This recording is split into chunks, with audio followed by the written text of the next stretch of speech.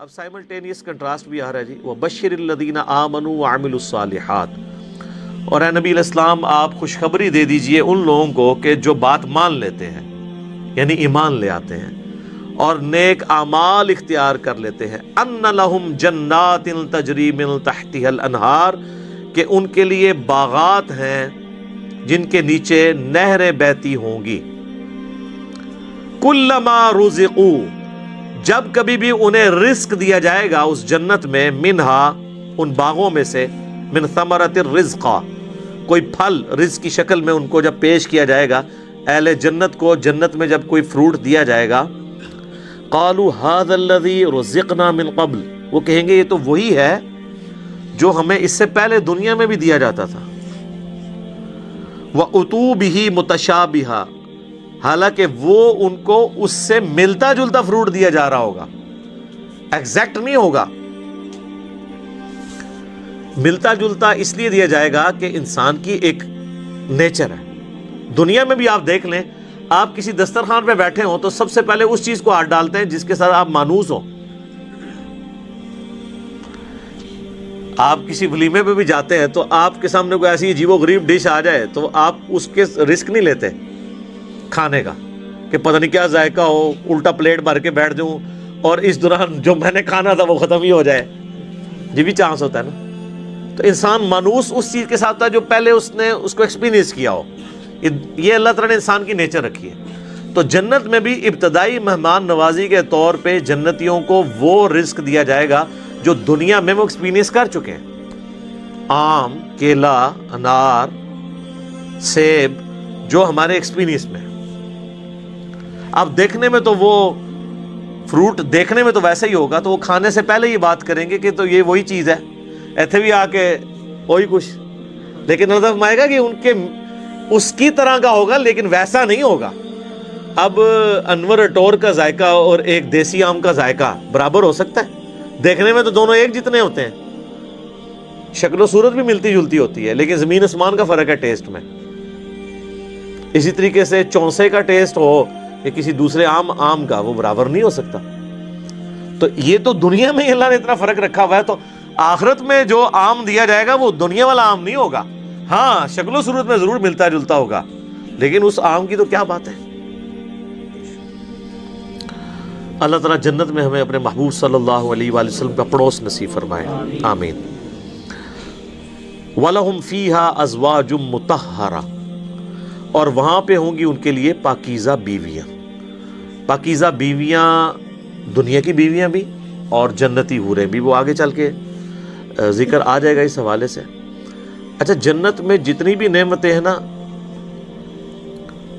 ان میں جو یعنی ڈومیننٹ نعمتیں ہیں، ان کا کچھ نہ کچھ حصہ اللہ نے دنیا میں اس حوالے سے رکھا ہے کہ انسان اس نعمت کو ایکسپیرینس کر سکے، لیکن وہ زمین آسمان کا فرق ہے،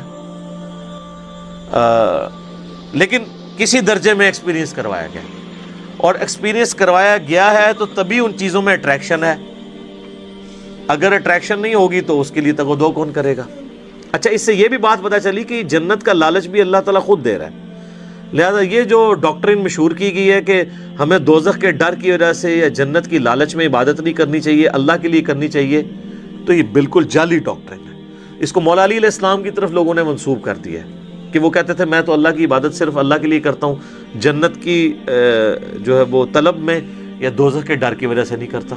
اس کے اوپر بھی میرا ایک کلپ ریکارڈڈ موجود ہے کہ یہ ڈاکٹرین صوفیاء نے پیش کی ہے، یہ قرآن کی ڈاکٹرین نہیں ہے، کیونکہ جنت کا جو لالچ ہے اس کے پیچھے لگنا اللہ ہی کی تو اطاعت ہے۔ یہ جنت کا لالچ شیطان نے دیا یا اللہ نے؟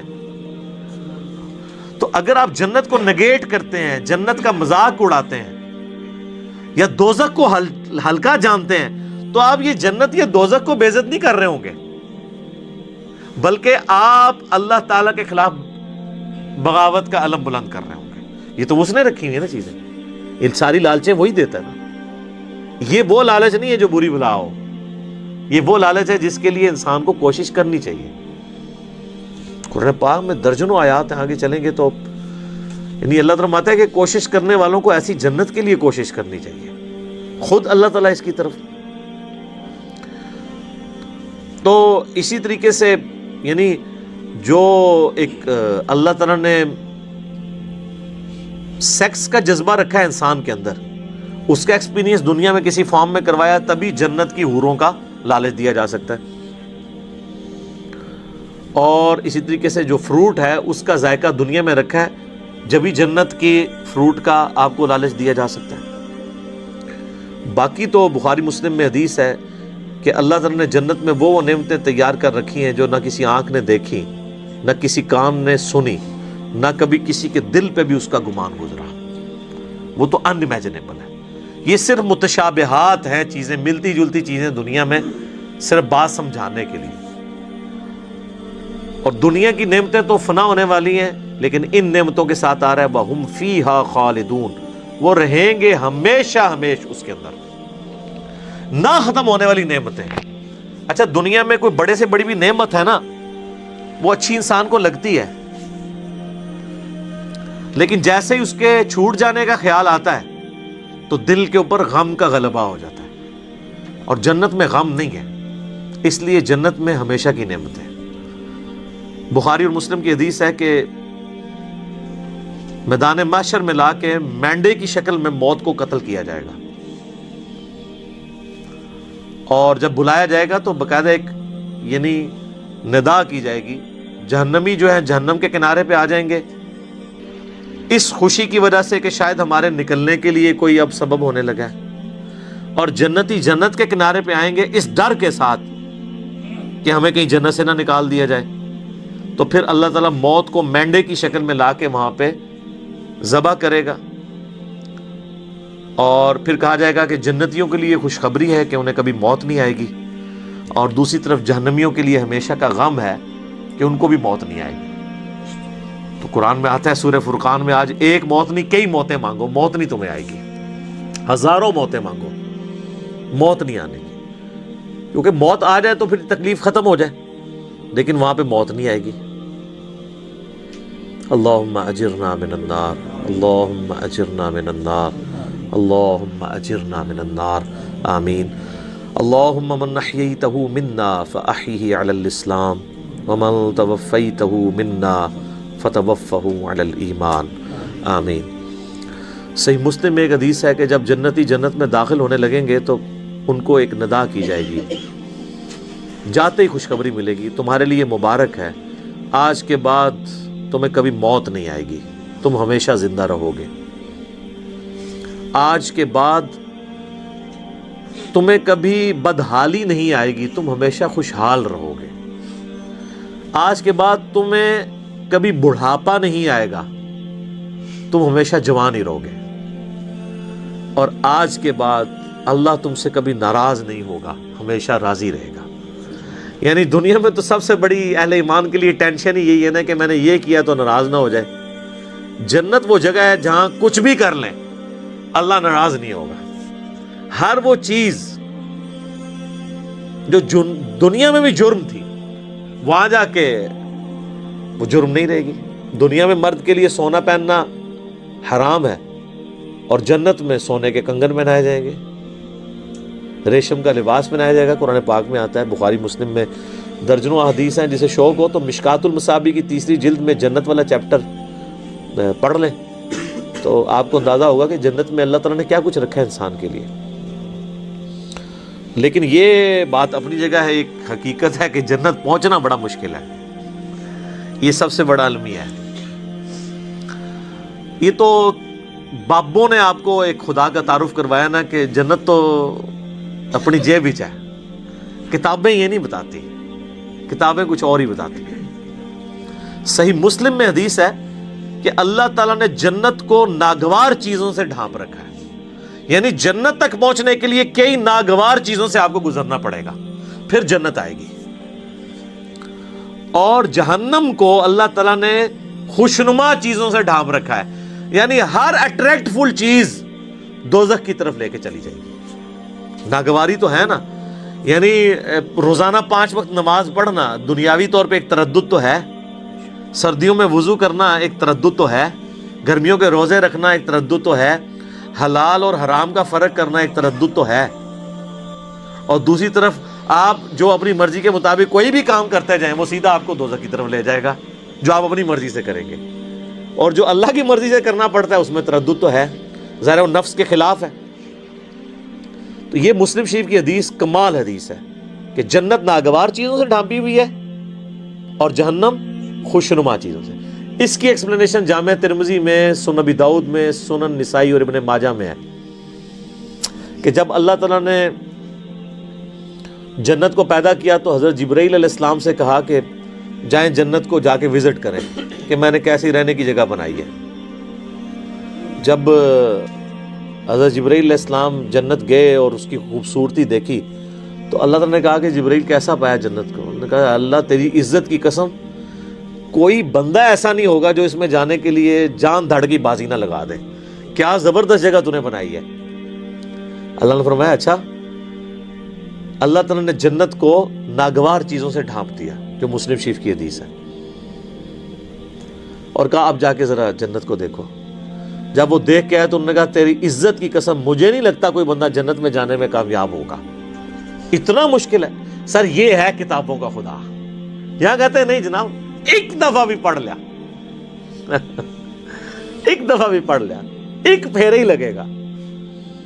اور سورہ فرقان میں اللہ تعالیٰ فرماتا ہے کہ جہنم ہمیشہ رہنے کے لیے بھی بری جگہ ہے اور ایک لمحے کے لیے رہنے کے لیے بھی بری جگہ ہے. آپ لاکھ کہتے رہے کہ پھیرا لگے گا. اچھا یہ پھیرا بھی اس لیے ہم کہتے ہیں کہ ہم نے کبھی اس پھیرے کو امیجن نہیں کیا، آپ کو ادھر بیٹھے بیٹھے امیجن کروا دیتے ہیں.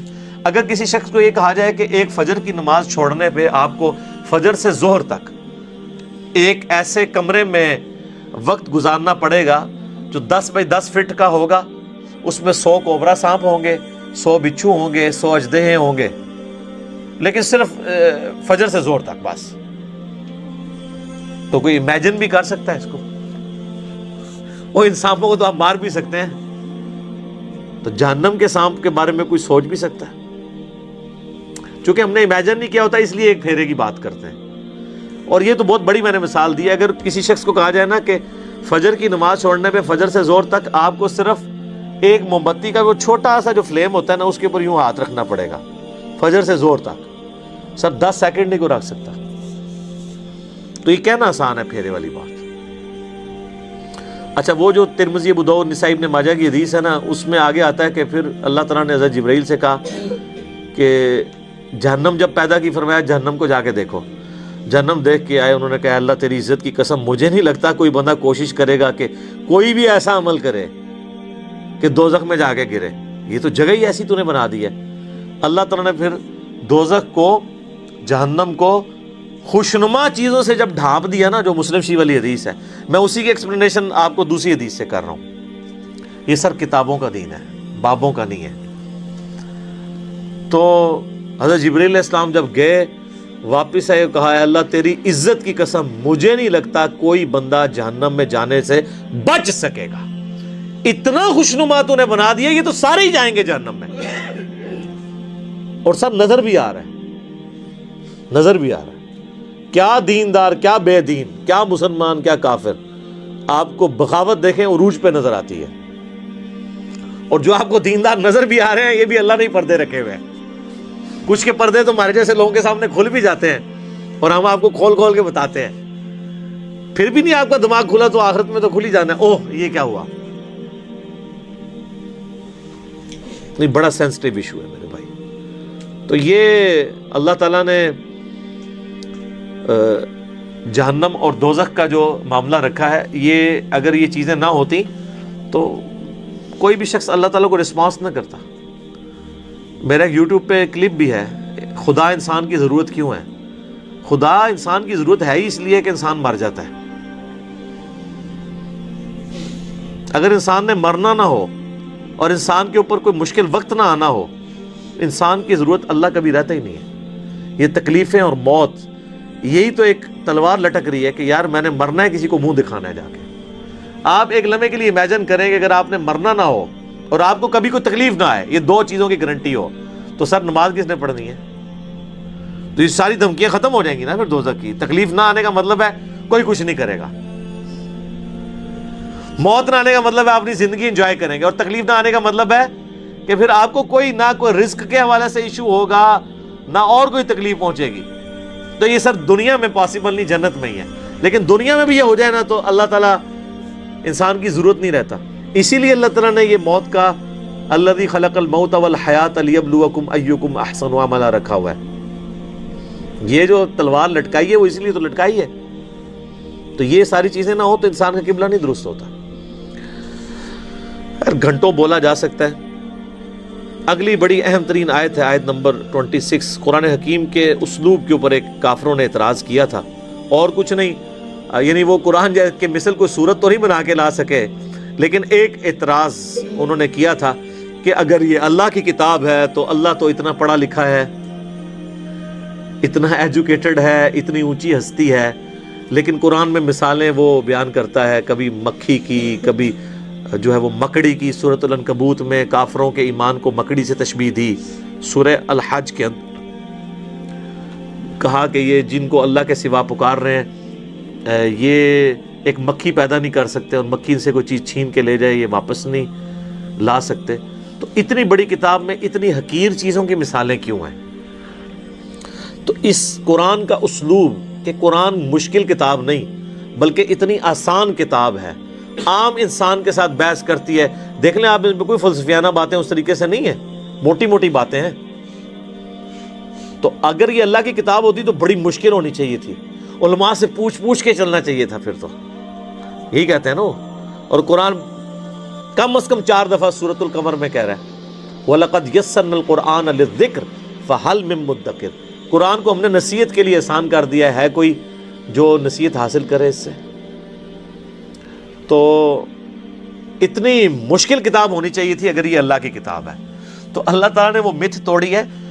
ان اللہ لا یستحیی ان یضرب مثلا ما بعوضۃ فما فوقها. بے شک اللہ اس بات سے شرم محسوس نہیں کرتا کہ وہ مچھر کی مثال دے یا اس سے بھی کسی حقیر چیز کی. کیوں؟ اللہ کا مقصد کسی کے اوپر اپنا علمی روب ڈالنا نہیں ہے. اللہ کا مقصد بات سمجھانا ہے. اور بات سمجھانے والا شخص جو ہوتا ہے نا وہ کبھی مشکل الفاظ نہیں استعمال کرتا. لہٰذا آپ یہ علماء کی جب ہم مشکل اردو اور ٹرمز سنتے ہیں نا، واللہ وہ اس نیت سے نہیں تقریر کر رہے ہوتے کہ انہوں نے عوام کو دین سمجھانا ہے. وہ یہ تقریر کر رہے ہوتے ہیں کہ میں اتنی مشکل ٹرمنالوجیز بول سکتا ہوں. اور پھر کہتے ہیں دیکھا جی وہ جی علامہ صاحب نے بڑے مشکل لفظ استعمال کیے. تو یہ علامہ صاحب نے اللہ کی سنت میں عمل نہیں کیا. اللہ کی اسی لیے تو پھر علماء کو چھوڑ گئی ہے نا پبلک. وہ کہتے ہیں ان کے پاس ہم 1 گھنٹہ بیٹھ کے سنتے ہیں، سمجھ نہیں آتی ہے. علی بھائی کے 5 منٹ کے کلپ میں اتنا کچھ سمجھ آ جاتا ہے. کیوں آتا ہے؟ عام فہم بات ہے. لیکن میں آپ کو مزے کی بات بتاؤں، یہ عام فہم بات کرنا یہ مشکل کام ہوتا ہے. مشکل باتیں کرنا آسان کام ہوتا ہے. اس لیے آپ دیکھتے ہیں کتنے لائق لوگ ہوتے ہیں، لیکن جب ان کو آپ ٹیچر بناتے ہیں انتہائی نالائق ٹیچر ثابت ہوتے ہیں. کیونکہ ٹیچنگ جو ہے ایک فن ہے، اس کے لیے صرف لائق ہونا کوئی کمال نہیں ہے. اس میں کمیونیکیشن آپ کو سکل چاہیے ہوتی ہے، آپ لوگوں کی سطح پہ اتر کے بات کر سکتے ہو. تو یہ کیپیبلٹی مشکل کیپیبلٹی ہے. آپ یہ نہ سمجھیے گا جو مشکل باتیں کرتا ہے وہ آسان باتیں بھی کر سکتا ہے. آسان طریقے سے بات کرنا یہ زیادہ مشکل ہوتا ہے، اور مشکل طریقے سے بات کرنا یہ زیادہ آسان ہوتا ہے. ان کی کمپیٹنسی بھی نہیں ہوتی ہے. تو اللہ تعالیٰ ماتا ہمارا یہ مقصد نہیں ہے کہ ہم کسی کے اوپر روب ڈالیں گے. یہ کہتے ہیں اللہ نے یہ مثال کیوں بیان کی ہے؟ اللہ اس بات سے حیا محسوس نہیں کرتا. فَأَمَّا الَّذِينَ آمَنُوا، پس جو لوگ بات مان لیتے ہیں، فَيَعْلَمُونَ أَنَّهُ الْحَقُّ مِن رَبِّهِمْ، تو وہ اس چکر میں نہیں پڑتے کہ یہ مکھی کی مثال کیوں آ گئی، یہ مچھر کی مثال کیوں آ گئی.